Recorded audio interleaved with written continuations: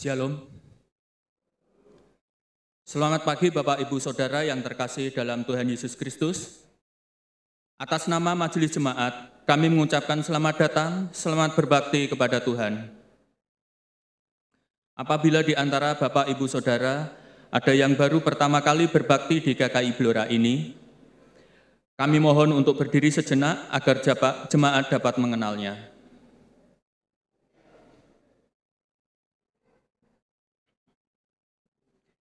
Berikut kami sampaikan beberapa pokok warta minggu ini. Yang pertama, pengkhotbah hari ini. Yang melayani firman Tuhan dalam kebaktian pada hari ini, Minggu 1 Desember 2024 di Kebaktian Umum 1 dan Kebaktian Umum 2 adalah Pendeta Vania Natasha. Dimohon jemaat mendukungnya di dalam doa. Yang kedua, Sakramen Perjamuan Kudus. Pada hari ini, Minggu 1 Desember 2024, dalam Kebaktian Umum 1 dan Umum 2, di Gedung GKI Blora akan dilaksanakan pelayanan Sakramen Perjamuan Kudus. Dimohon jemaat dapat mempersiapkan diri. Yang ketiga, Sakramen Baptis Kudus Anak Dewasa atau SIDI.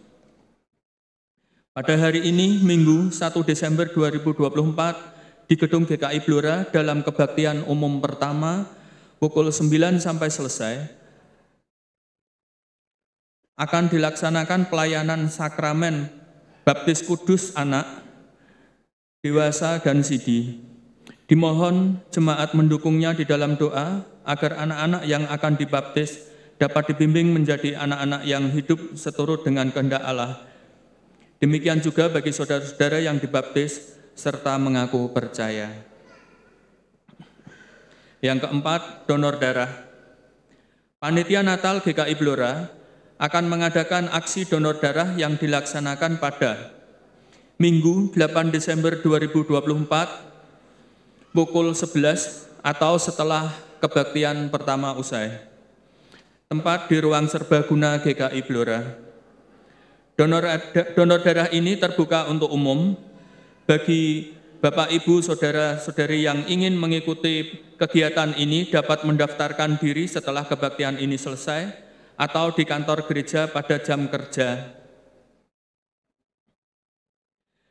Yang kelima, mengakhiri masa pelayanan sebagai penatua.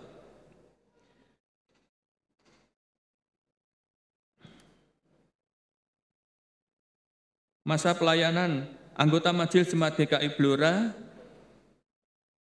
dalam diri Penatua Anggun Yohana Purwa dan Penatua Leni Kristianingsih berakhir pada 8 Desember 2024 sehubungan dengan selesainya masa tugas dan tidak dapat diperpanjang lagi, maka Majelis Jemaat mengucapkan terima kasih atas pelayanannya untuk Jemaat GKI Blora.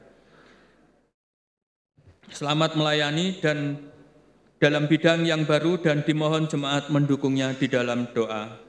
Bersamaan dengan tanggal tersebut akan dilaksanakan pelantikan penatua baru dalam diri Bapak Timotius Giat Setiaputra dan Ibu Maria Kristiana pada kebaktian umum 1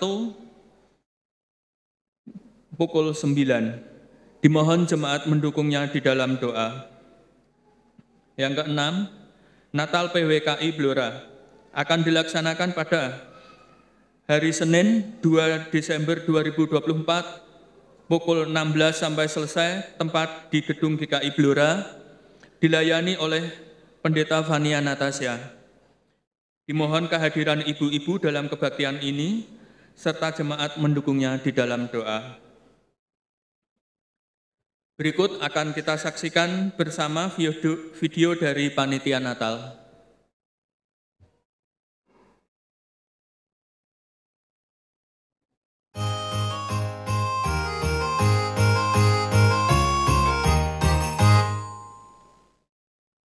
Shalom saudaraku semua, selamat menyambut Natal. Selama masa Advent ini, kita akan menyalakan 4 lilin Advent setiap minggunya. Apa sih makna daripada lilin Advent ini? Lilin yang pertama, kita akan menyalakan lilin yang berwarna ungu. Artinya adalah lilin pengharapan. Di dalam penantian akan kedatangan Kristus, kita harus memiliki hati yang penuh pengharapan dan pertobatan sehingga kita layak menyambut kedatangannya. Lilin yang kedua, kita akan menyalakan lilin yang berwarna ungu. Lilin ini melambangkan cinta dan kesetiaan. Artinya ketika kita menantikan kedatangan Kristus, kita harus memiliki hati yang penuh cinta dan kesetiaan. Lilin yang ketiga, kita akan menyalakan lilin yang berwarna merah jambu. Lilin ini melambangkan sukacita gembala. Artinya ada sukacita ketika kita menantikan kedatangan kelahiran Kristus. Lilin yang keempat, kita akan menyalakan lilin yang berwarna ungu. Artinya adalah lilin kedamaian. Kita harus memiliki hati yang penuh damai ketika kita menantikan kedatangan Kristus ke dunia ini. Demikian arti dan makna daripada keempat lilin Advent ini, sehingga kita menjadi faham ketika kita menyalakan lilin Advent ini. Tuhan Yesus menyertai kita semua. Demikian pokok warta minggu ini. Warta selengkapnya dapat dibaca dalam warta jemaat yang disediakan di pintu depan gedung gereja setelah kebaktian ini selesai.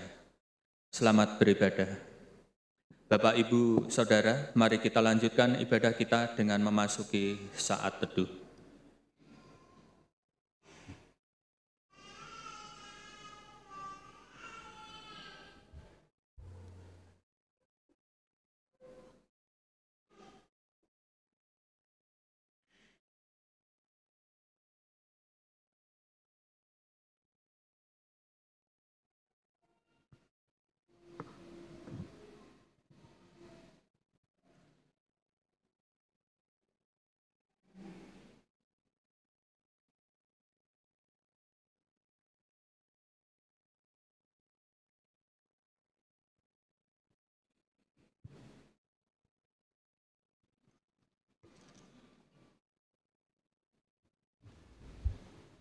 Amin.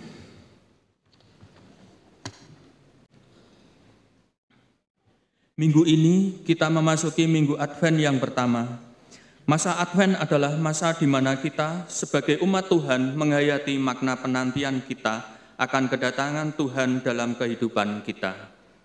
Oleh karena itu, di masa penantian ini, marilah kita bersama-sama terus mempersiapkan diri kita dan makin tekun beribadah kepadanya.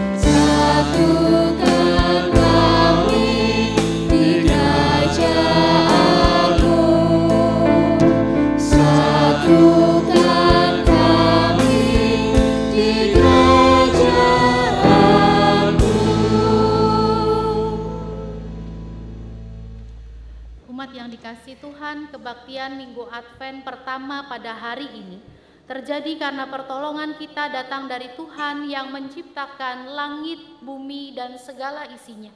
Tuhan yang setia menepati janji keselamatan yang telah dinyatakannya.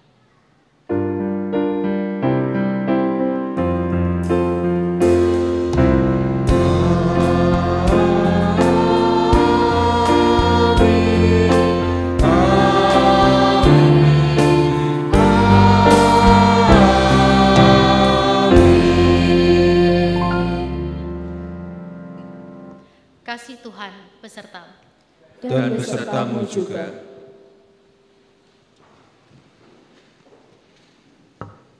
Saudara-saudara yang dikasihi Tuhan, ibadah Minggu Advent pertama ini mengambil tema, Jagalah hatimu supaya kuat. Tema ini akan menjadi perenungan bagi kita dalam menghayati pemenuhan janji Allah, yaitu Ia akan datang kembali. Dalam masa Advent yang adalah masa penantian ini, kita dipanggil Allah untuk turut serta berkarya bersamanya dalam mewujudkan kehidupan yang selaras dengan kehendak-Nya. Mari kita terus menantikan kedatangannya dengan hidup yang tertuju kepadanya. Mari kita berjaga dalam janji dan firman-Nya.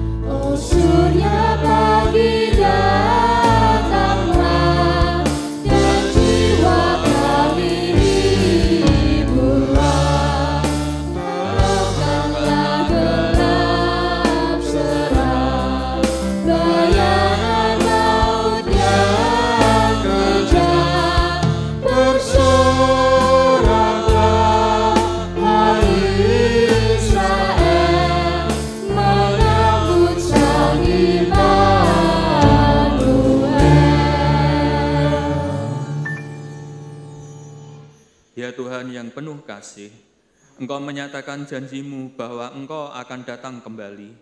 Dalam rangka menanti penggenapan janji-Mu, kami dipanggil untuk berjaga, berdoa, dan taat mengikuti-Mu. Tuhan, ampunilah kami kerap abai pada janji-Mu.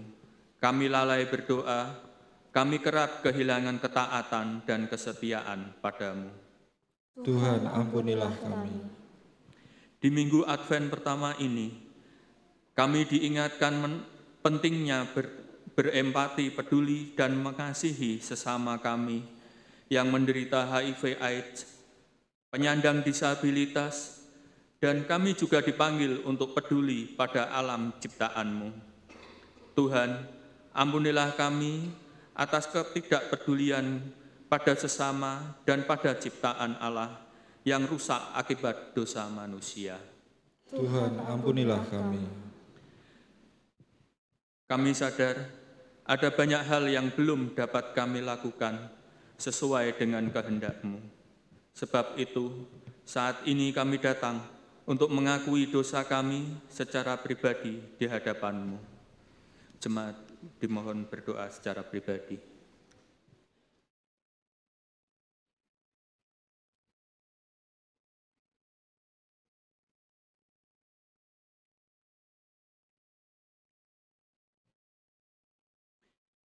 Inilah pengakuan kami di hadapan-Mu.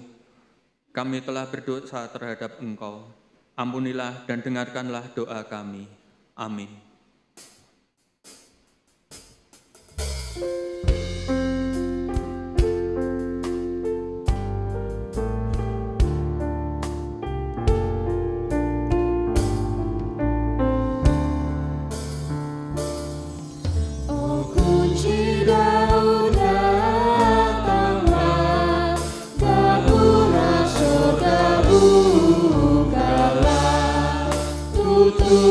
Jalan seteru supaya selamat umat-Mu. Bersoraklah hai Israel, menyambut Sang Immanuel.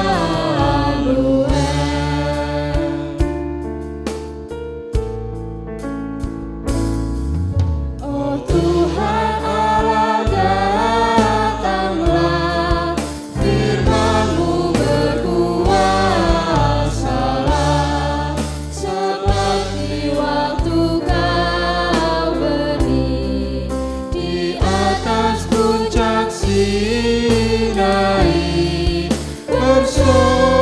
bersoraklah hai Israel, menyambut Sang Immanuel.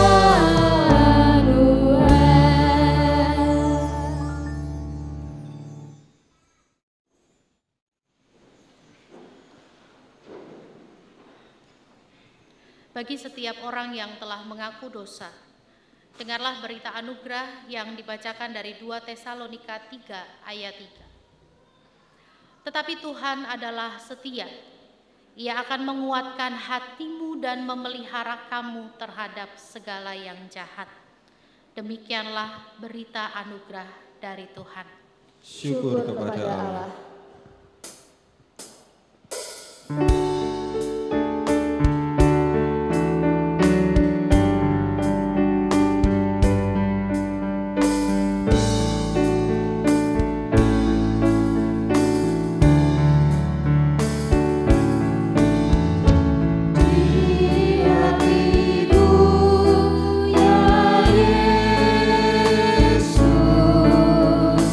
Tuhan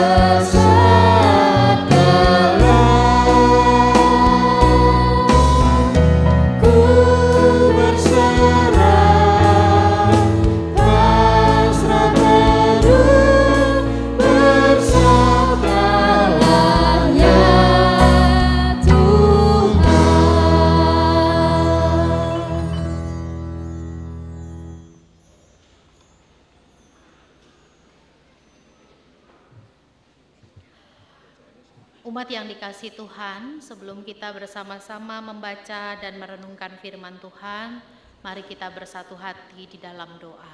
Kita berdoa.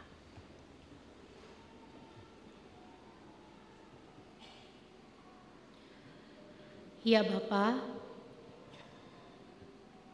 melalui anak-Mu yang kekasih yaitu Yesus Kristus, kami saat ini boleh bersyukur karena Engkau menyelamatkan kami. Engkau menjaga kehidupan kami, Engkau memelihara kami. Kini kami menunjukkan bakti kepadamu, mengawali satu pergantian tahun liturgi dan memasuki masa Advent kembali. Bersabdalah ya Tuhan, di dalam kasih dan pertolongan-Mu kami berdoa. Amin.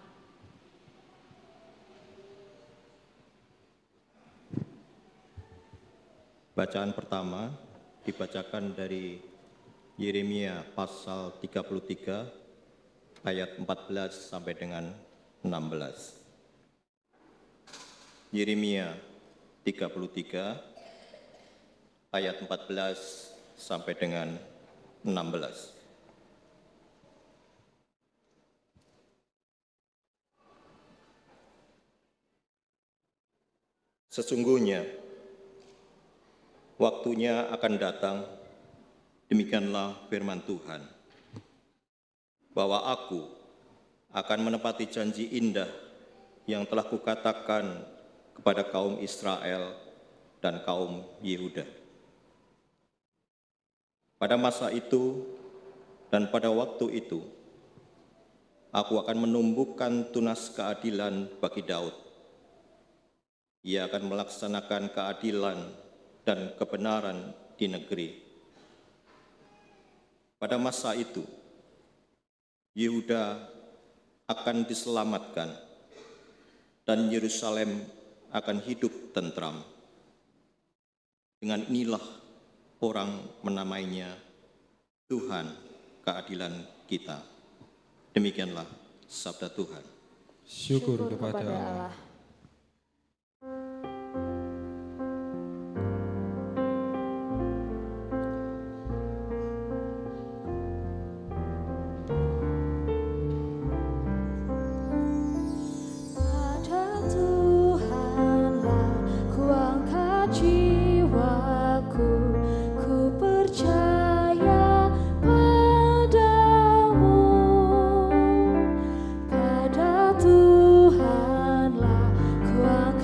Jiwaku, ku percaya padamu.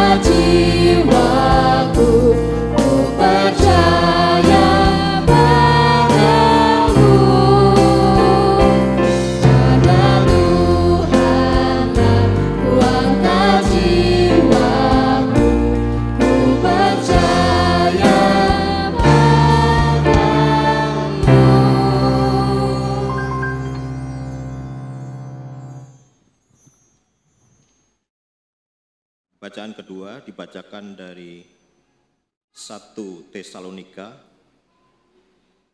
pasal 3 ayat 9 sampai dengan 13. 1 Tesalonika pasal 3 ayat 9 sampai dengan 13.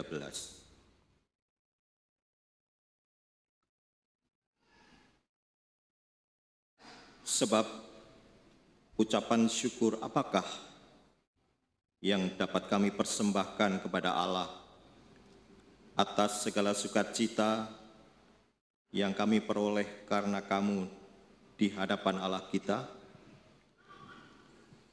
Siang malam kami berdoa dengan sungguh-sungguh supaya kita bertemu muka dengan muka dan menambahkan apa yang masih kurang pada imanmu. Kiranya Dia, Allah dan Bapa kita dan Yesus Tuhan kita membukakan bagi kami jalan kepadamu. Kiranya Tuhan menjadikan kamu bertambah-tambah dan berkelimpahan dalam kasih seorang terhadap yang lain dan terhadap semua orang, sama seperti kami juga mengasihi kamu. Kiranya Dia menguatkan hatimu, supaya tak bercacat dan kudus di hadapan Allah dan Bapa kita pada waktu kedatangan Yesus Tuhan kita dengan semua orang kudusnya. Demikianlah sabda Tuhan. Syukur kepada Allah. Bacaan Injil pada hari ini dibacakan dari Injil Lukas pasal 21 ayat 25 sampai 36.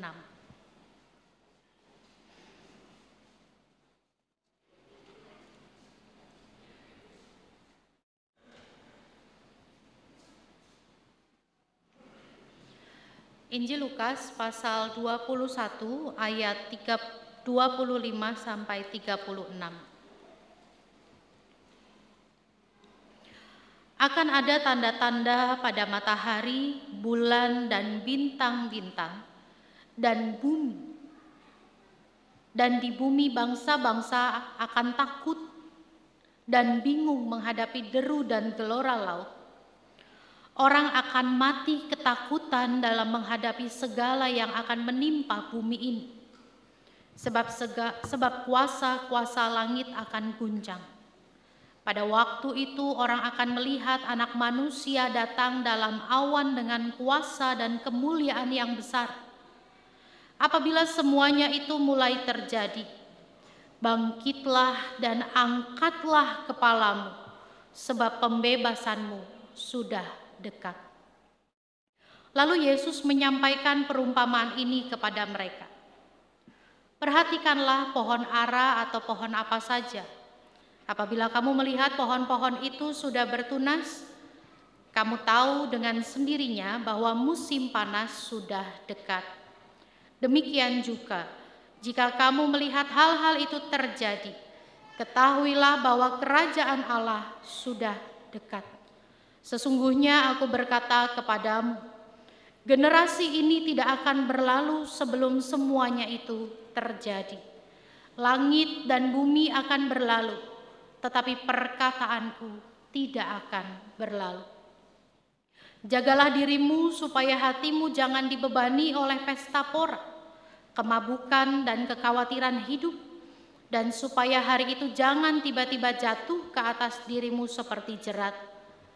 Sebab hari itu akan menimpa semua yang mendiami seluruh permukaan bumi.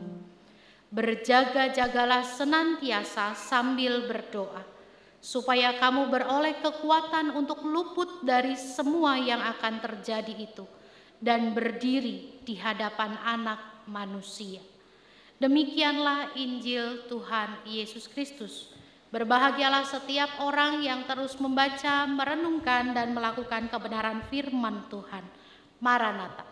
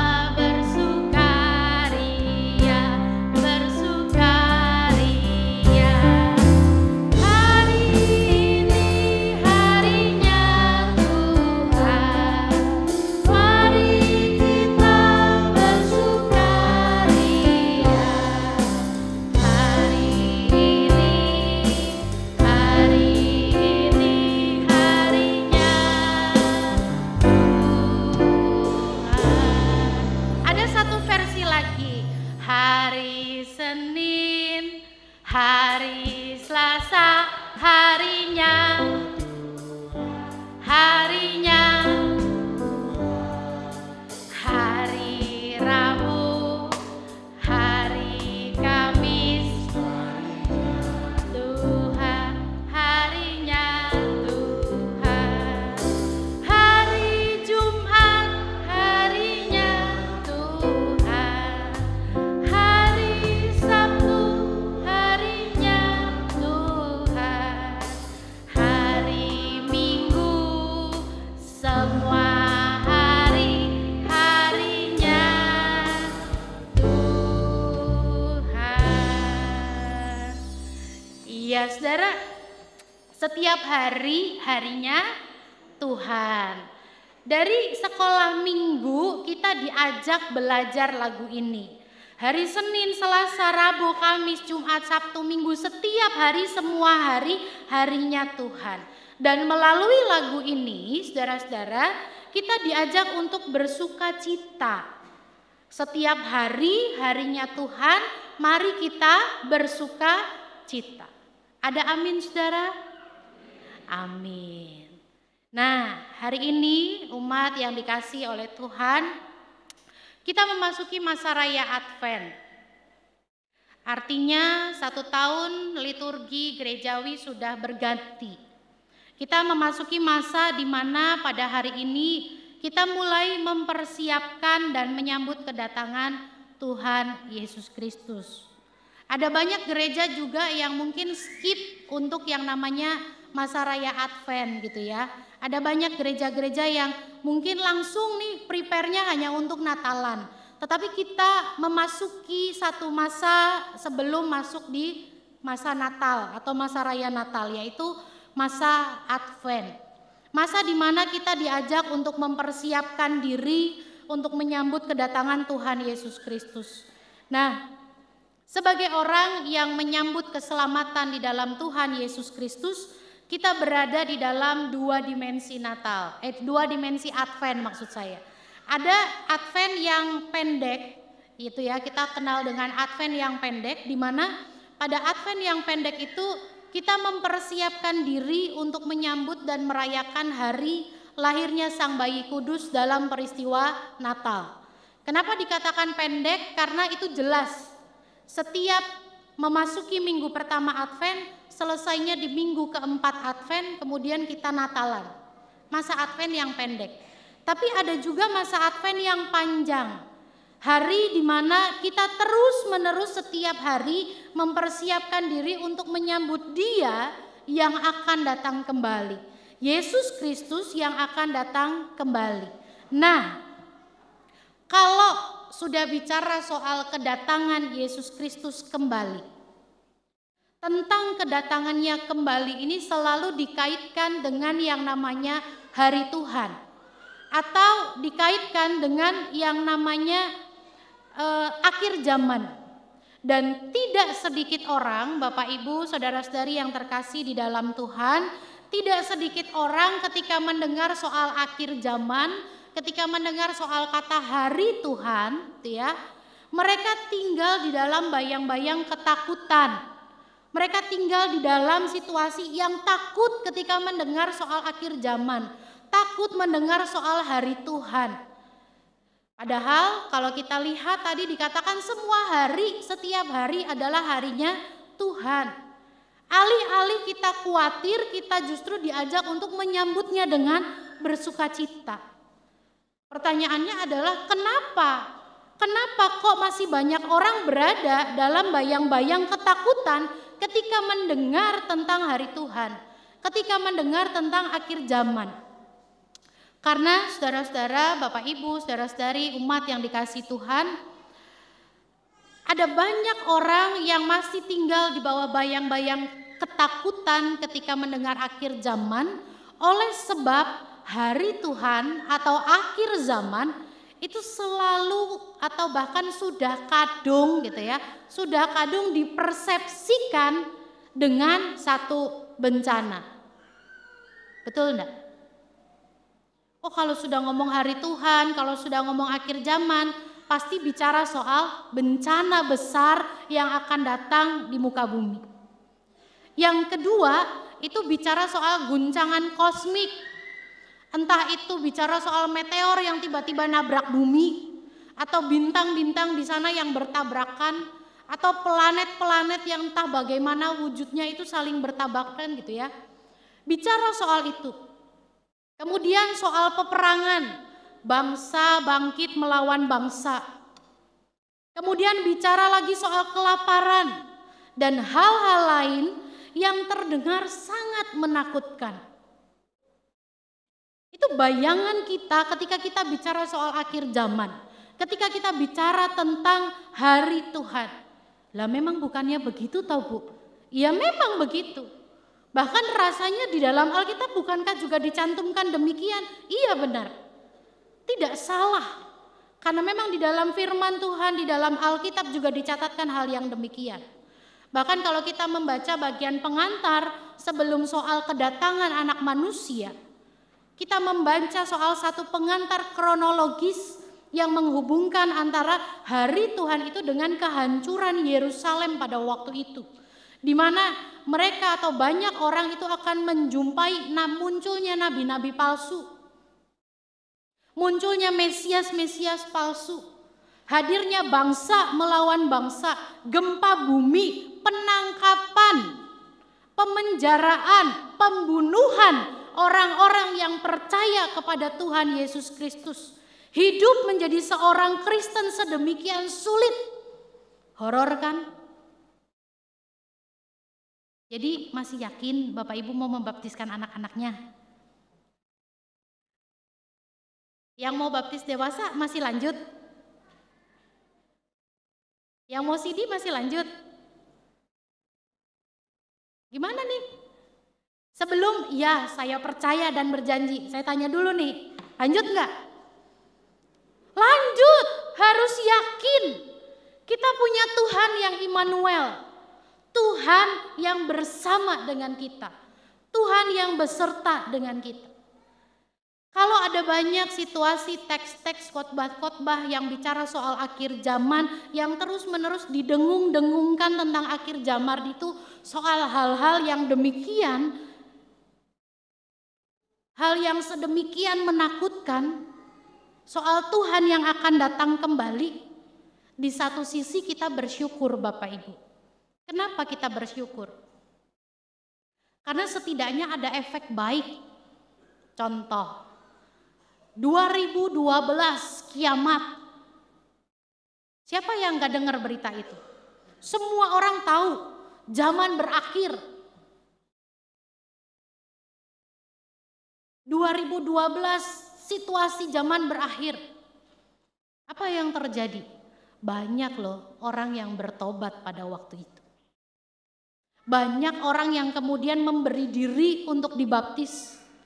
Banyak orang yang kemudian, oh iya saya mau, udah lama nih gak ke gereja, mau balik ke gereja. Saya mau memulai kehidupan doa saya. Ada efek baiknya. Ada situasi baiknya. Banyak yang bertobat. Tapi pertanyaan berikutnya, berapa lama hidup dalam pertobatan itu?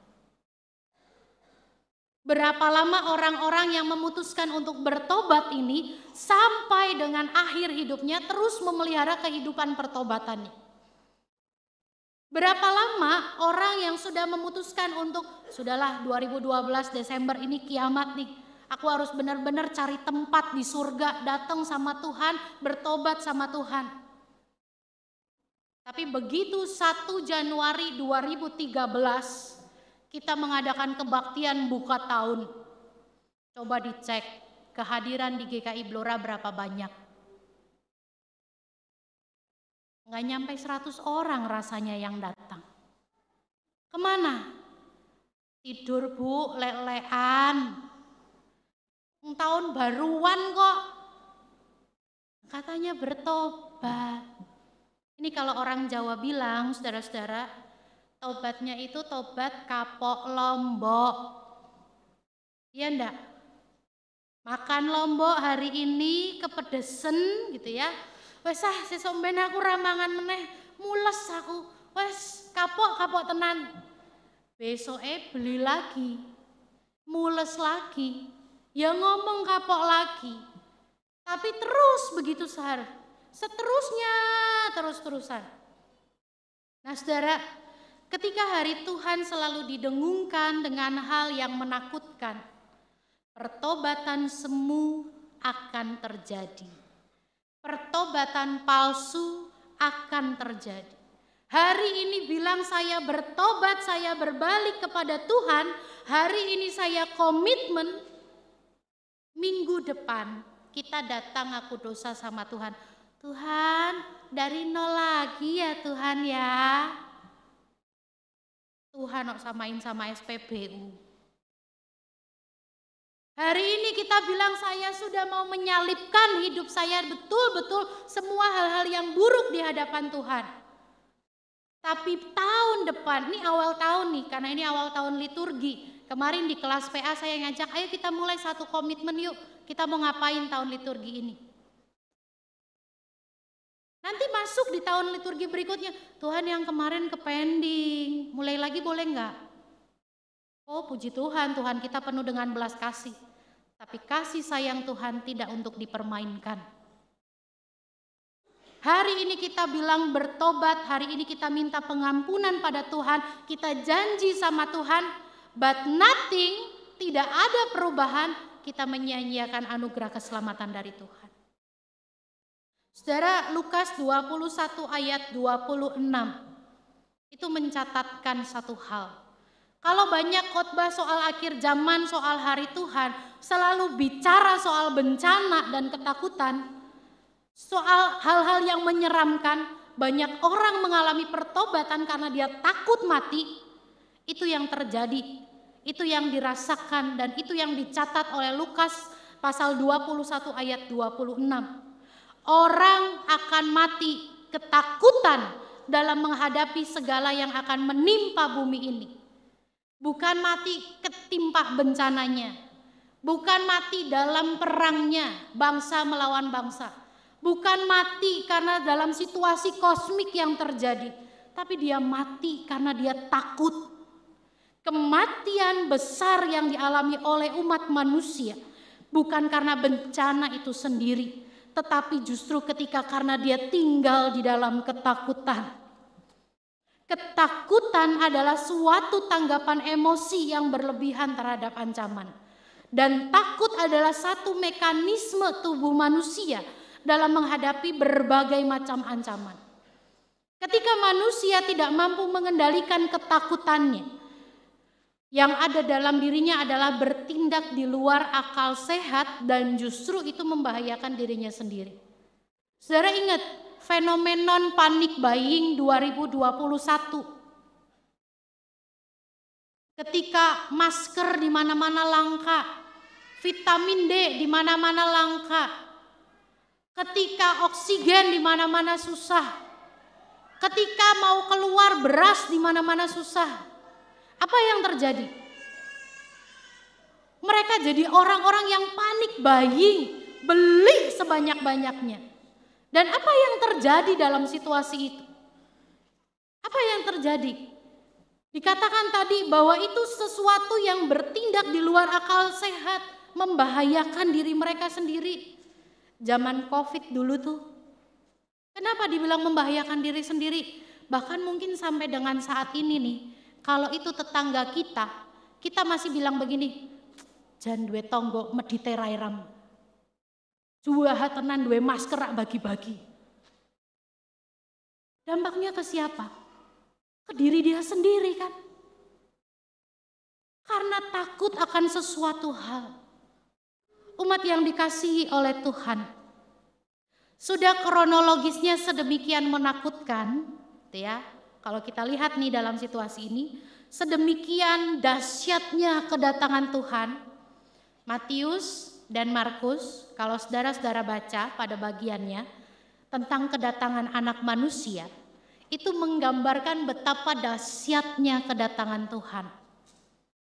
Anak manusia yang datang bersama dengan malaikat-malaikat, bukan 1-2 orang, bukan 1-2 sosok malaikat, bersama dengan malaikat-malaikat. Kemudian dicatatkan di sana dengan bunyi sangkakala yang sedemikian dahsyatnya.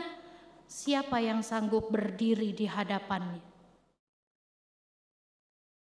Kita bangun tidur, mau buka mata, lihat sinar begitu aja kita begini. Ya enggak? Apalagi ini Tuhan yang datang. Tuhan mau melihat kita, menjemput kita, menjumpai kita. Dengan sinarnya yang sedemikian hebatnya. Dengan kuasanya yang maha dahsyat. Dengan bala tentara malaikat surga. Gak heran ketika mereka menjumpai gembala, kalimat yang diungkapkan oleh malaikat pertama kali apa? Jangan takut. Itu fenomena yang sedemikian luar biasa. Tetapi di dalam Lukas tidak dicatatkan hal itu, saudara. Kita nggak menjumpai bagian itu. Matius dan Markus memperinci tentang hal kedatangan manusia. Tapi Lukas hanya mencatatkan anak manusia itu datang dalam awan dengan kuasa dan kemuliaan yang besar. Lukas 21 ayat 27. Anak manusia itu datang dalam awan dengan kuasa dan kemuliaan yang besar. Lukas salah nyatet kali ini. Kok dia nggak detail kayak si Markus sama Matius? Apa jangan-jangan waktu itu Lukas nggak denger? Lukas nggak masuk? Kayak anak zaman sekarang kan, kalau ditanya gimana ulangannya, ada soal yang nggak bisa mah, lah kok bisa? Iya waktu itu kan aku nggak masuk. Kita ngeles gitu ya. Orang tua juga kadang kalau ngebantuin tugas anaknya ditanya gitu kan. Iya waktu itu aku nggak masuk. Kita lagi ngobrol sama teman kita. Dek mbiyen iku yo diajari loh ambek gurumu. Dikasih tahu loh sama bu guru. Koyoke aku ora mlebu pas iku. Alasan kita bilang. Apa Lukas begitu? Bukan saudara-saudara. Konteks pembaca Injil Lukas itu orang-orang yang sederhana.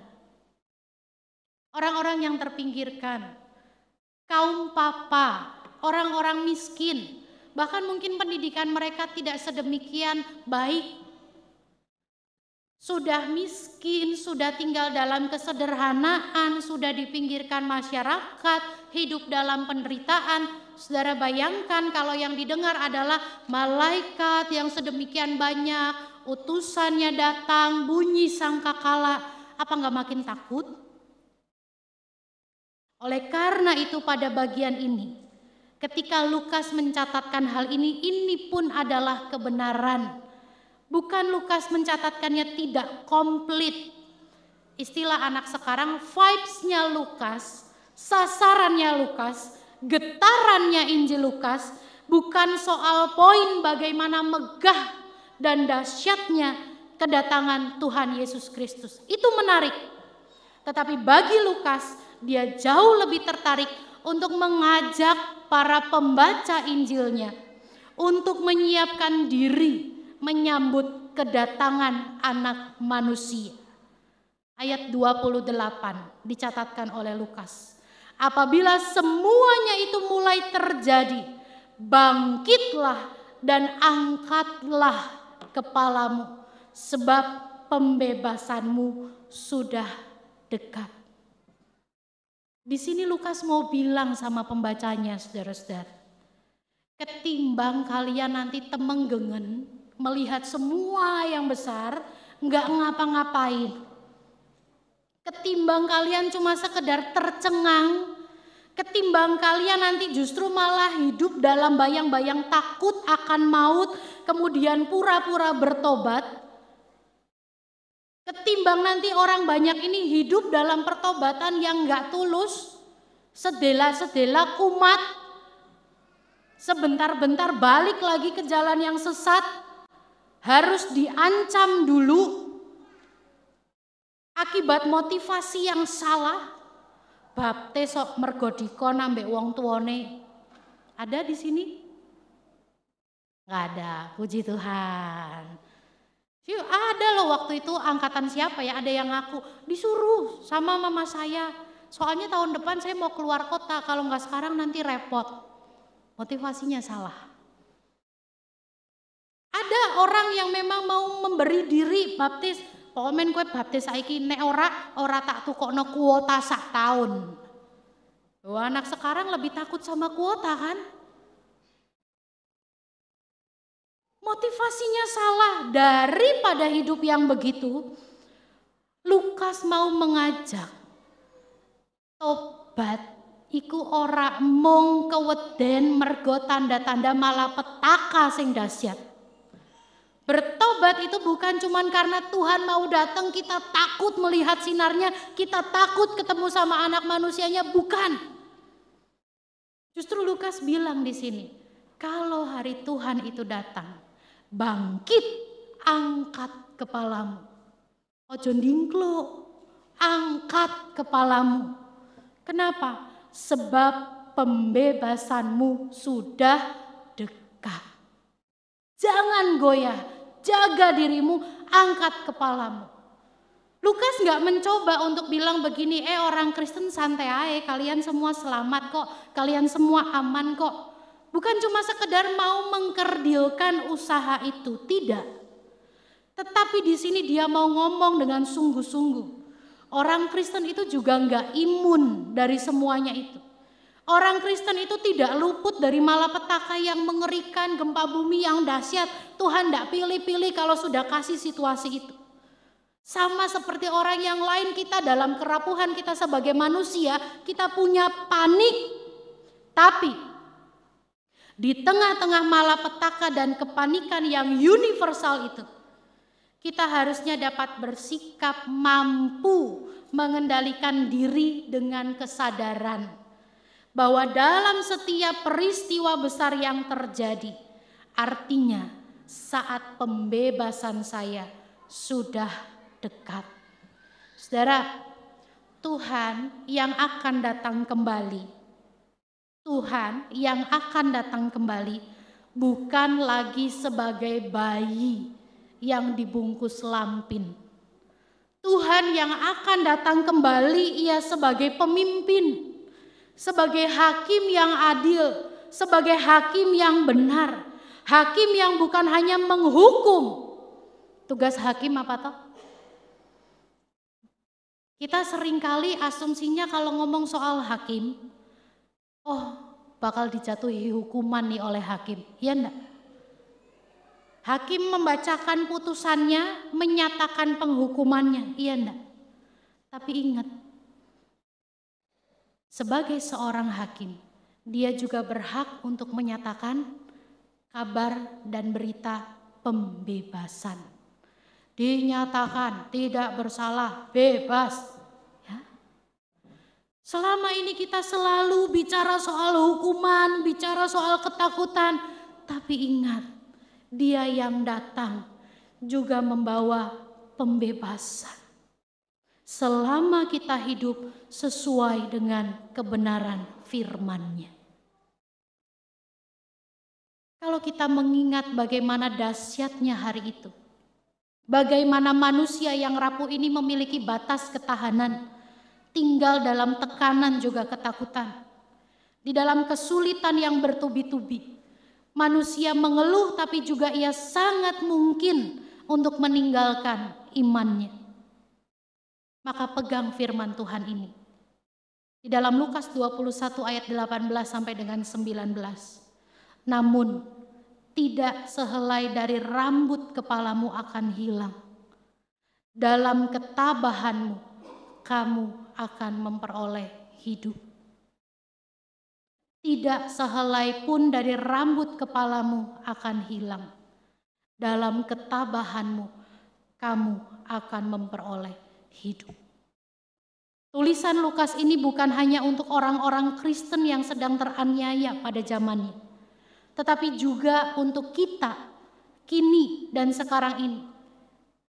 Sebab kita bertahan dalam sengsara dan malapetaka yang harus menjadikan kita memiliki sifat iman yang harus kita pelihara sebagai anak-anak Tuhan. Sikap itu lahir karena pengharapan. sehelai rambut pun di kepala tidak akan hilang. Apa artinya ini, saudara-saudara? Kita diingatkan akan pemeliharaan Tuhan. Tuhan yang pelihara hidup kita. Dalam ketabahanmu kamu akan memperoleh hidup. Inilah makna dalam Minggu Advent yang pertama. Kita diajak untuk berpengharapan dalam Tuhan, bukan yang lain.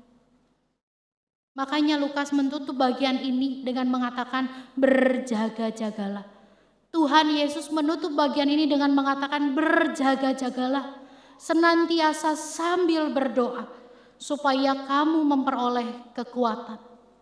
Berjaga dan berdoa akan menghasilkan kemampuan untuk luput dari semua hal yang bakal terjadi. Orang Kristen tidak imun dari semua bencana dan malapetaka yang menimpa bumi. Tetapi sikap hidup terus berjaga. Apa saja sikap hidup terus berjaga? Membaca firman Tuhan, intim dengan Tuhan, berdoa senantiasa, setia dalam perbuatan dan rancangan Tuhan. Kenapa ini tetap harus dipelihara? Setiap hari-harinya Tuhan. Kenapa ini tetap harus dipelihara? Karena ini juga menjadikan kita semakin mengenali tanda kapan Tuhan akan sungguh-sungguh hadir. Matius, Markus, Lukas, Yohanes tidak tertarik bicara soal kapan. Mereka tertarik untuk bicara bagaimana kita kemudian siap berdiri di hadapan Anak Manusia yang datang kembali. Bagaimana kita sanggup mengangkat kepala kita dan berkata, Tuhan, ini aku anakmu. Bukan kita dingklu, malu, karena kita terus memelihara hidup yang penuh dengan kepalsuan. Saudara, seperti apa yang dihayati dalam lagu sekolah minggu. Hari ini harinya Tuhan. Hari ini juga kita mau sungguh-sungguh bersuka cita. Dia yang akan datang kembali, akan datang untuk membebaskan kita. Bukan sekedar menghukum, tetapi bagi orang yang setia, dia akan datang untuk membebaskan kita. Andai kata hari ini, Tuhan mengizinkan kita melewati lembah air mata. Tuhan mengizinkan kita berhadapan dengan kesulitan. Tuhan mengizinkan kita berjumpa dengan malapetaka yang besar. Ingat, jaga hatimu supaya kuat. Teguhkan hatimu, jangan gusar. Dan kuasai oleh ketakutan. Jangan mau dikuasai oleh ketakutan. Tegakkan kepalamu, pandang kepada Tuhan yang adalah Sang Pembebas dan sumber pengharapan. Tuhan memberkati kita. Amin.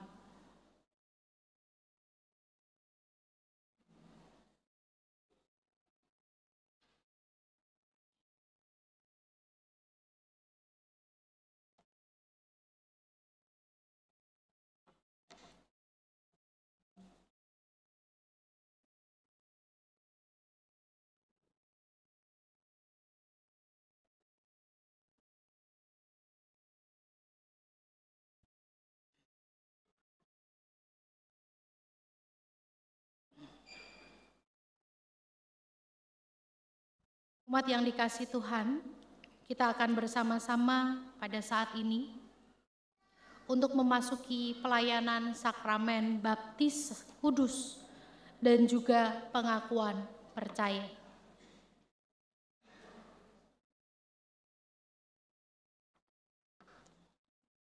Di dalam Gereja Kristen Indonesia ada 2 sakramen. Yang pertama adalah baptisan kudus dan yang kedua adalah perjamuan kudus, di mana hari ini kita akan bersama-sama melayankannya dan dilayankan kepada saudara. Di dalam sakramen baptisan kudus dilaksanakan sesudah firman Tuhan atau pemberitaan firman Tuhan atau dalam ordo pelayanan firman. Karena baptisan merupakan respon atas firman dan kebenaran Tuhan. Sedangkan perjamuan kudus dilaksanakan pada ordo syukur.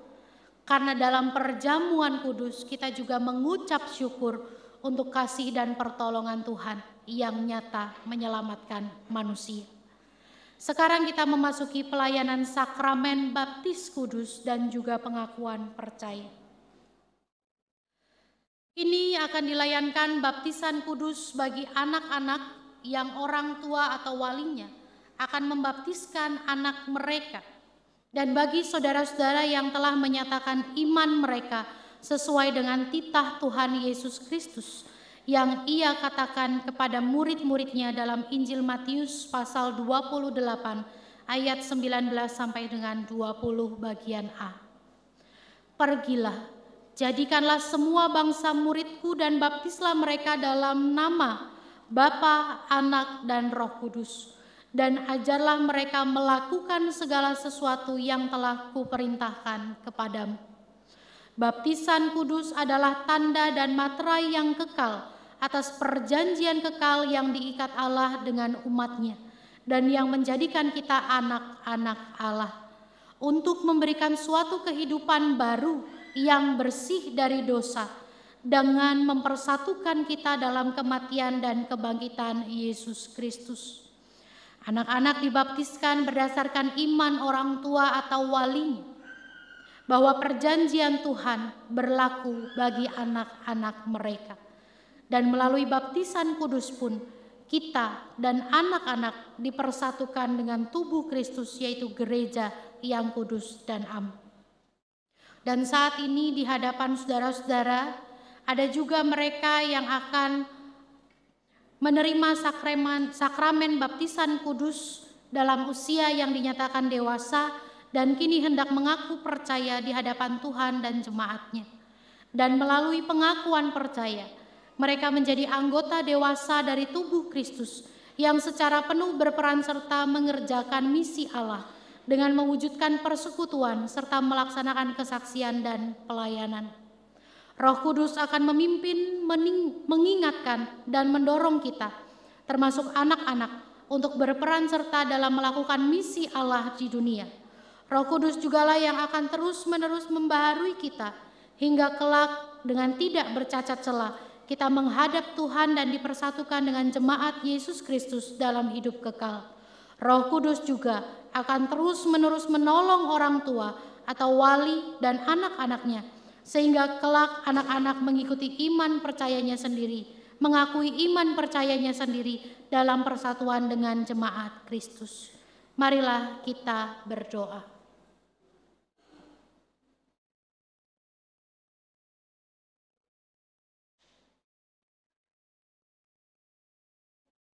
Kami bersyukur dan memuliakan nama-Mu ya Bapa yang pengasih. Pada awal penciptaan, Roh Kudus-Mu melayang di atas air dan memberikan terang dan kehidupan. Dan sekarang ya Allah, hendaklah terang itu boleh berpendar di antara kami untuk saling terus-menerus menerangi dan menerangi dunia yang gelap ini. Dalam segala rasa syukur kami, kiranya anak-anak-Mu yang Kau ciptakan seturut gambar dan teladan-Mu ini dibersihkan dari segala sesuatu yang telah merusak citra itu, dikuburkan bersama dengan Kristus dalam kematian, dan bangkit bersama-sama dengannya ke dalam kehidupan yang baru untuk dipersatukan dalam tubuh Kristus. Curahkanlah kepada mereka Roh Kudus, agar mereka terus-menerus bersaksi dalam Injil Kristus dan mempersaksikan Kristus dalam kehidupan mereka. Kami bersyukur dalam nama Yesus Kristus.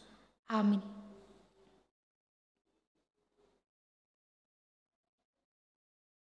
Pernyataan iman. Saudara-saudara, sekarang akan dilayankan baptisan kudus bagi anak-anak saudara-saudara. Supaya nyata di hadapan jemaat, saya mengajak saudara-saudara untuk orang tua mengingat baptisan saudara-saudara yang akan diajarkan kepada anak-anak saudara-saudara dengan menjawab pertanyaan ini.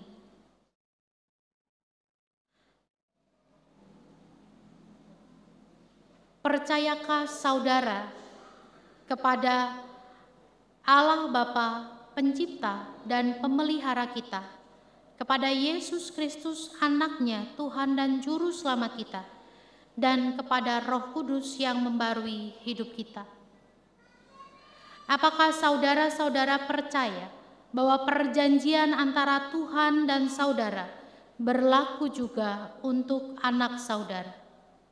Apakah saudara-saudara berjanji menjadi teladan bagi anak saudara dan mengajarkan firman Allah kepadanya?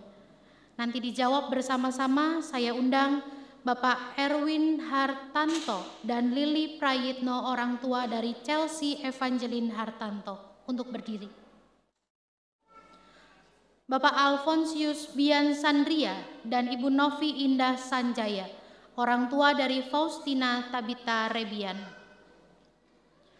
Bapak Riga Dwi Agusta dan Ibu Intan Sanjaya Rahmawati, orang tua dari Given Gabriel Eleno. Bapak Tony Hantoro dan Ibu Angeliani, orang tua dari Ravalino Gabriel Hantoro. Bapak Respati Krisnamurti dan Ibu Tiara Iklima Ratuasa, orang tua dari Ratu Lasya Rakrisna. Bapak Yonatan Ari Suryana dan Ibu Maria Florita Yosi Kristian, orang tua dari Stefalin Kristania Suryana. Bapak Yohanes Stefanus Tetelepta dan Ibu Vera Viviana Deo Gracia, orang tua dari Tobias Deo Absalom Tetelepta. Bapak Hendri Nugroho dan Grecia Yuli Primadani, orang tua dari Nelson Royce Nugroho. Apakah jawab saudara-saudara?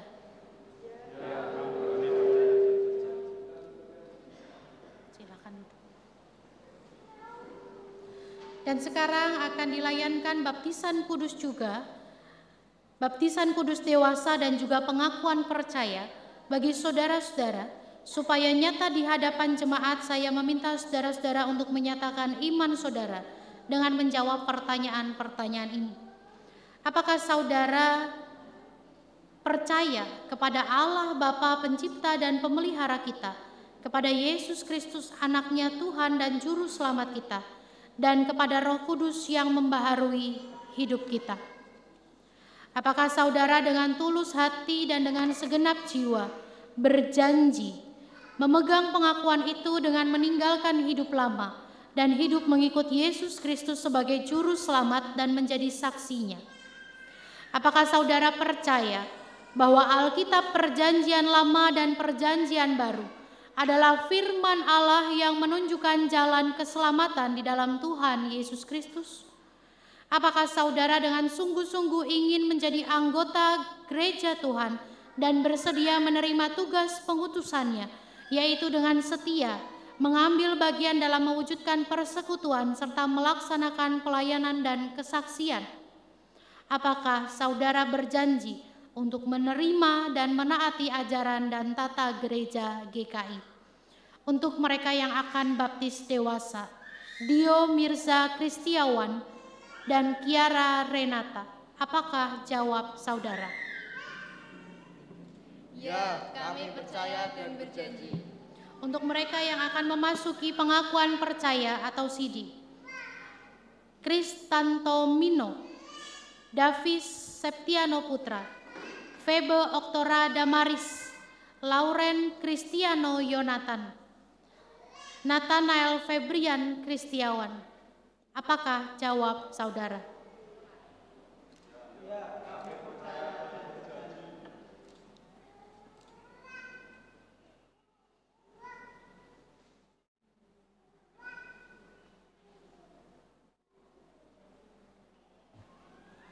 Jemaat diundang untuk bangkit berdiri.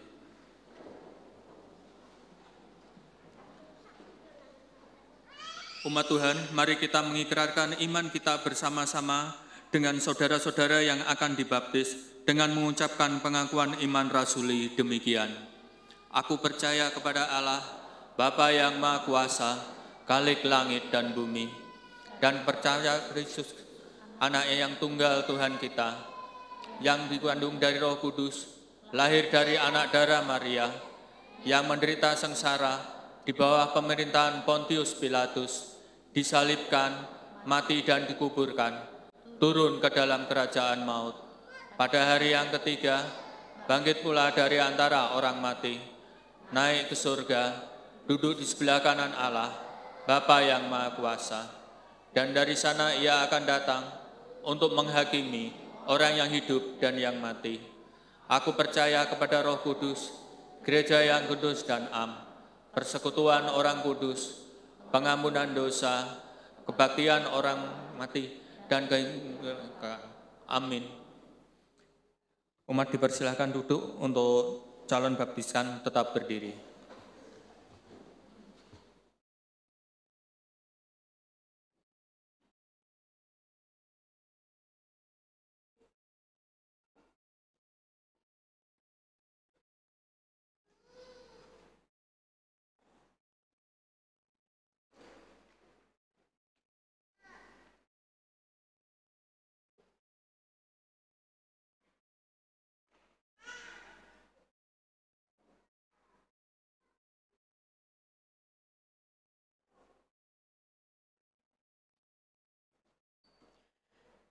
Celsin Evangeline Hartanto, aku membaptis engkau dalam nama Bapa, Anak, dan Roh Kudus. Amin.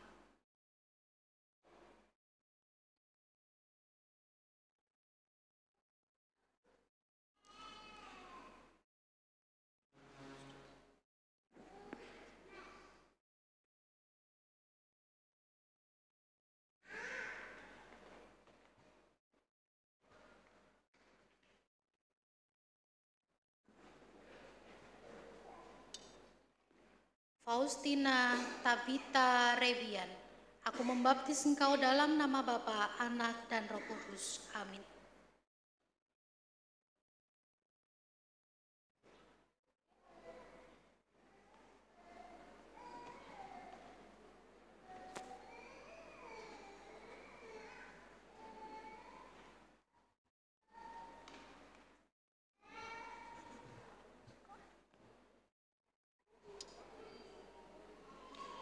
Given Gabriel Eleno, aku membaptis engkau dalam nama Bapa, Anak, dan Roh Kudus. Amin.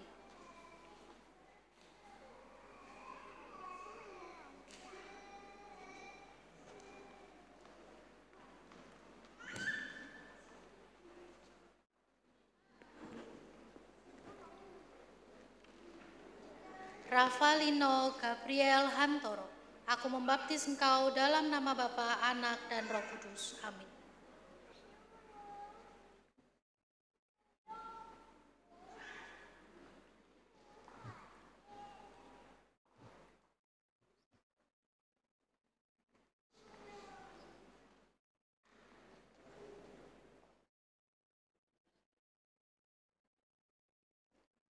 Ratu Lasyara Krishna, aku membaptis engkau dalam nama Bapa, Anak, dan Roh Kudus. Amin.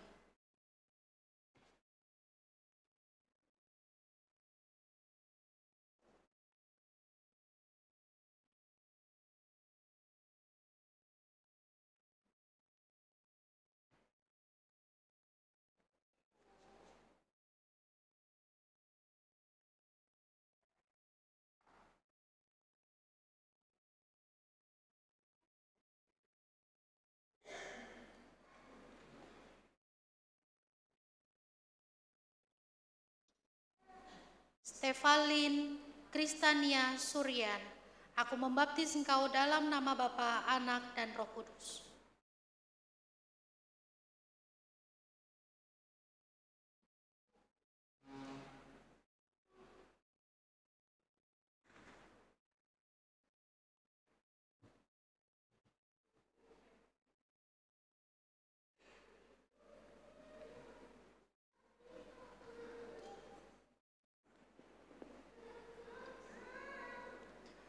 Tobias Deo Absalom Tetelepta, aku membaptis engkau dalam nama Bapa, Anak, dan Roh Kudus. Amin.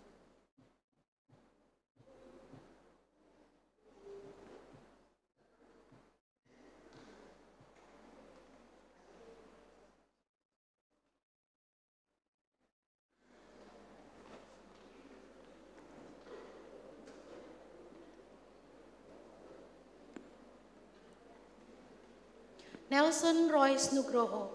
Aku membaptis engkau dalam nama Bapa, Anak, dan Roh Kudus. Amin.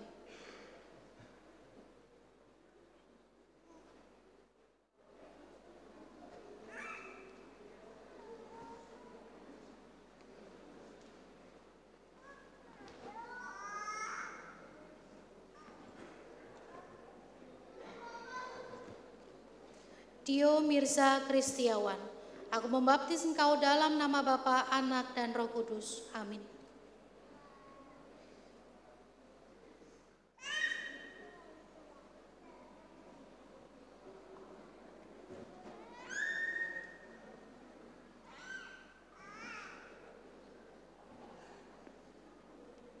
Kiara Renata. Aku membaptis engkau dalam nama Bapa, Anak, dan Roh Kudus. Amin.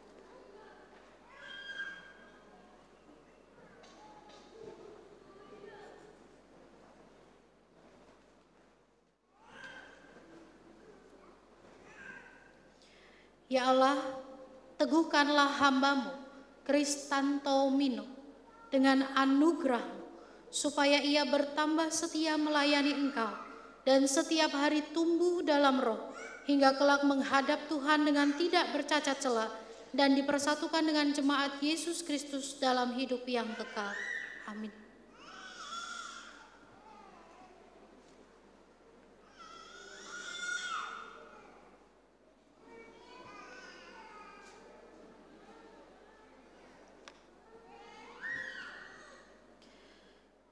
Ya Allah, teguhkanlah hamba-Mu, Davis Septiano Putra, dengan anugerah-Mu, supaya ia bertambah setia untuk terus melayani Engkau dalam setiap hari, senantiasa bertumbuh dalam roh, sehingga ia senantiasa hidup kelak dan siap untuk sewaktu menghadap Tuhan dengan tiada bercacat celah dan dipersatukan dengan jemaat Yesus Kristus dalam hidup yang kekal. Amin.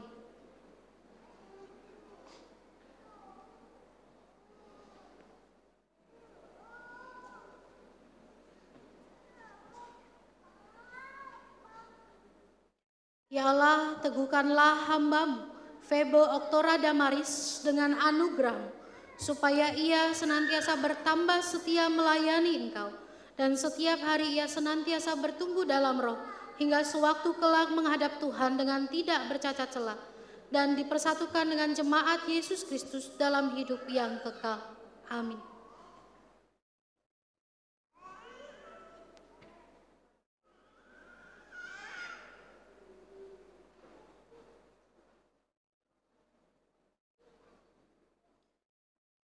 Ya Allah, teguhkanlah hamba-Mu, Lauren Kristiano Yonatan, dengan anugerah-Mu, supaya ia bertambah setia melayani Engkau, dan setiap hari bertumbuh dalam anugerah roh, dalam anugerah Tuhan, di dalam roh, sehingga kelak menghadap Tuhan dengan tiada bercacat celah, dan dipersatukan dengan jemaat Yesus Kristus dalam hidup yang kekal. Amin.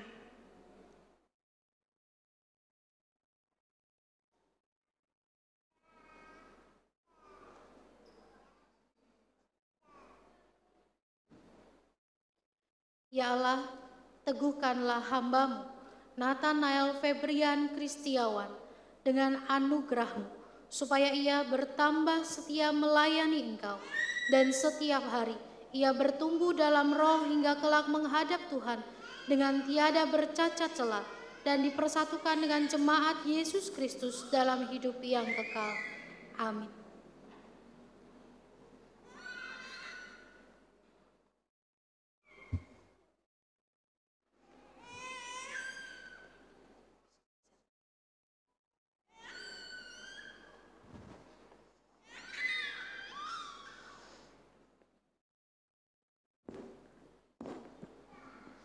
Saudara-saudara, berkat akan diberikan kepada saudara-saudara ini, dan setelah kalimat berkat disampaikan, saudara-saudara menyambut dengan menyanyikan doksologi. Terimalah berkat Tuhan.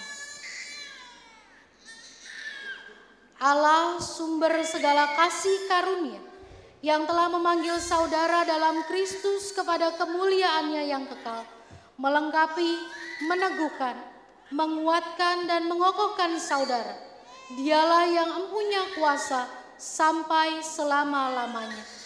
Amin.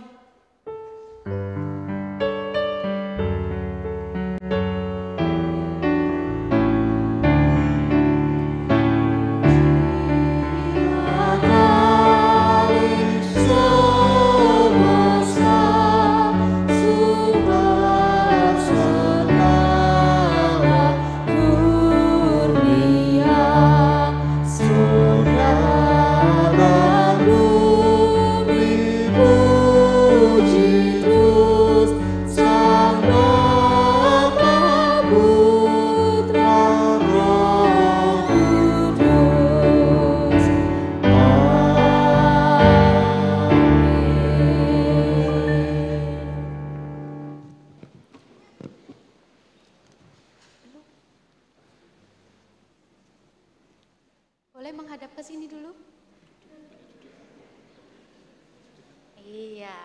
Saudara-saudara, akan diserahkan piagam dan Alkitab oleh Majelis Jemaat GKI Blora.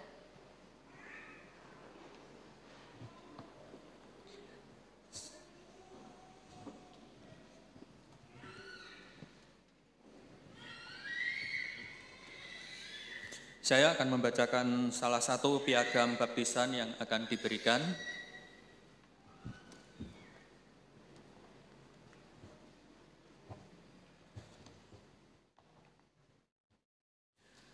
Majelis Jemaat Gereja Kristen Indonesia Blora, anggota Persekutuan Gereja-Gereja di Indonesia, Jalan Dr. Sutomo 18A Blora. Piagam Baptisan Kudus Anak. Nomor 012-PBA-MJ-GKI BLA Romawi 12-2024. Majelis Jemaat Gereja Kristen Indonesia Blora menyatakan bahwa nama Chelsea Evangeline Hartanto, tempat tanggal lahir Surabaya 29 November 2017, nama ayah Erwin Hartanto, nama ibu Lili Prayitno, telah menerima baptisan kudus anak dalam nama Bapa, Anak, dan Roh Kudus berdasarkan perjanjian anugerah Allah dalam Tuhan Yesus Kristus dan pengakuan percaya orang tuanya. Dalam kebaktian hari Minggu, tanggal 1 Desember 2024, pukul 9 sampai selesai, di Jemaat Gereja Kristen Indonesia Blora.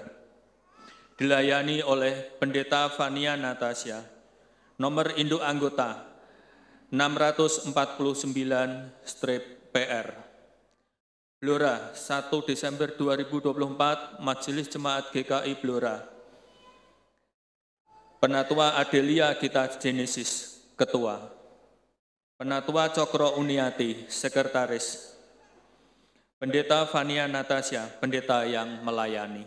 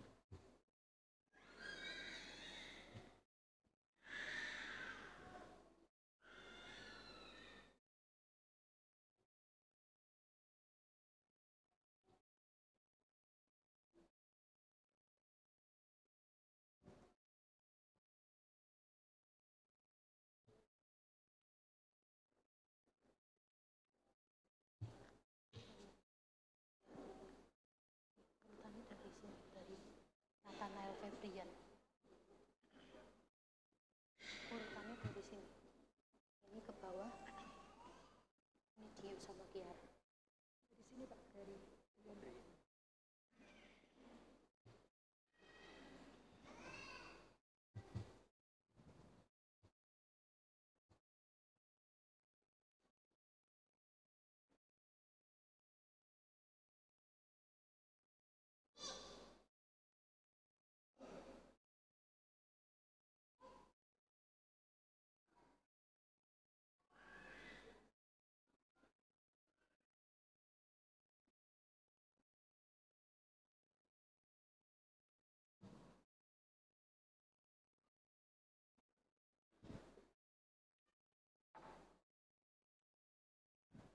Pesan bagi orang tua, anggota baptisan, dan pengakuan percaya.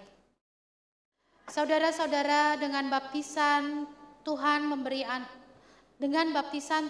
anak saudara kehidupan yang baru.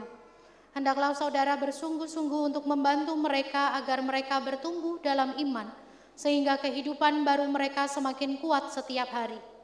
Saudara perlu mendidik anak saudara, hingga mereka semakin mengerti makna perjanjian Allah itu serta firman-Nya, dan pada waktunya anak-anak ini mengaku percayanya sendiri dengan sepenuh hati.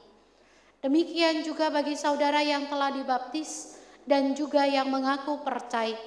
Kami bersuka cita karena saudara-saudara telah berketetapan untuk mengaku iman di hadapan Tuhan dan jemaat-Nya. Dalam baptisan, saudara telah dipersatukan dengan Kristus, dan melalui pengakuan percaya secara penuh, saudara menjadi anggota gerejanya yang diutus untuk menjadi saksi Injil Kristus. Bagi umat yang dikasihi Tuhan, saudara-saudara silakan menghadap kepada umat. Umat Tuhan yang berbahagia, terimalah anak-anak dan saudara-saudara kita ini sebagai anggota tubuh Kristus dan pewaris kerajaan Allah dengan penuh kasih sayang. Dukunglah setiap anak-anak dan orang tua dalam pendidikan iman mereka, dan bersama dengan saudara-saudara kita pada saat ini, marilah kita saling merawat, saling memelihara, saling menegur, supaya dalam kesatuan umat karya Allah semakin nyata. Dengan sukacita dan syukur kepada Tuhan, kami menyambut saudara-saudara untuk bersama dengan kami bersekutu serta bersaksi dan melayani bagi Kristus, karena kita satu tubuh dalam Dia.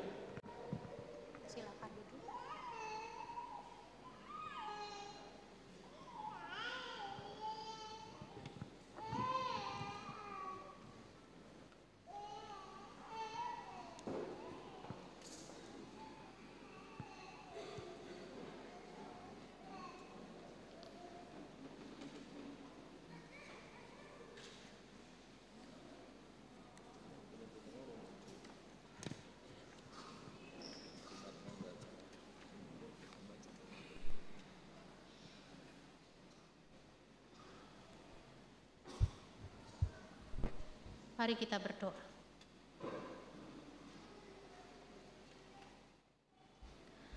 Kami bersyukur ya Tuhan, karena pada saat ini kami boleh bersama-sama dalam momen menjadi saksi.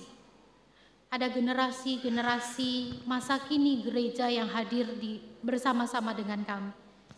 Mereka anak-anak yang mengasihi Tuhan dan yang dikasihi oleh Tuhan.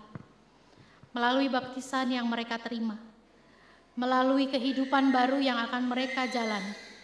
Kiranya Allah Roh Kudus terus mengarahkan kehidupan mereka seturut dengan situasi, berani berhadapan dengan tantangan-tantangan kehidupan, untuk tetap menjaga identitas mereka sebagai anak-anak Tuhan dimanapun mereka berada. Biarlah mereka sanggup untuk tetap tegak berdiri dan berhadapan dengan Tuhan dalam pengharapan dan sukacita. Pun demikian dengan kami ya Tuhan. Di tengah suasana ini, biarlah kami terus mensyukuri segala sesuatu yang telah Tuhan izinkan terjadi dalam kehidupan kami. Kami percaya bahwa kasih dan pertolongan Tuhan selalu ada dalam kehidupan kami dan tiada berkesudahan.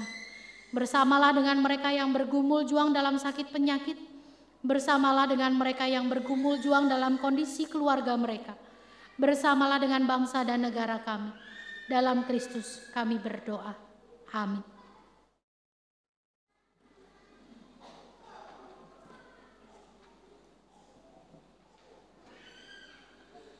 Marilah kita memberikan persembahan kepada Tuhan dengan berlandasan pada firman-Nya yang berkata, "Berilah kepada Tuhan kemuliaan nama-Nya, bawalah persembahan dan masuklah ke pelataran-Nya, sujudlah menyembah kepada Tuhan dengan berhiaskan kekudusan.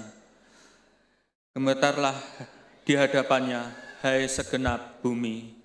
1 Tawarikh pasal 16 ayat 29.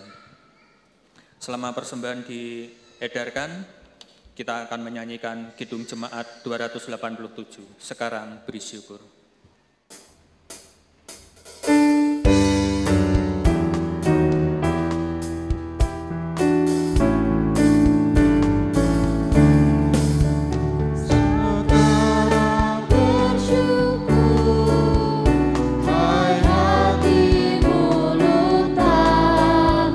Sempurna dan besar, segala karya Tuhan.